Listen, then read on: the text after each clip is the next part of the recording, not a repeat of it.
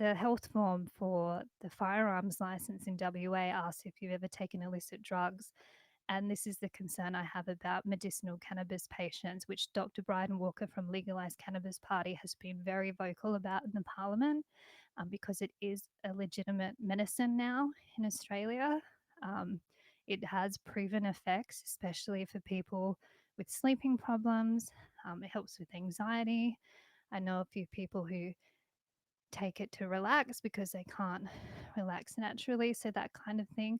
So I'm very concerned that people who use medicinal cannabis will be barred from owning firearms because of the link. And there's also the point that I have to make is that we do not operate firearms under the influence of anything, anything.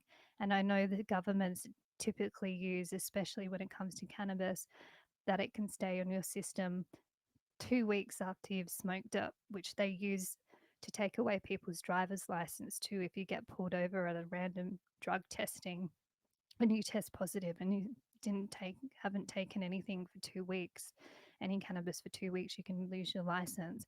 Interestingly, in Canada, they just do a sobriety test, so they get you to walk in a line outside the car, and it's so normalized in Canada that even I know some of my mates in the Navy said that then when they've docked at ports in Canada, they have a section for smokers, including cannabis smokers, and that's in the military over there. So we have a similar culture to Canada, and I hope one day Australians can be at the point where we treat cannabis as a drug that adults should be able to use if they want to, because bodily autonomy, you have the right to do with your body whatever you see fit, as long as you are not hurting anyone else.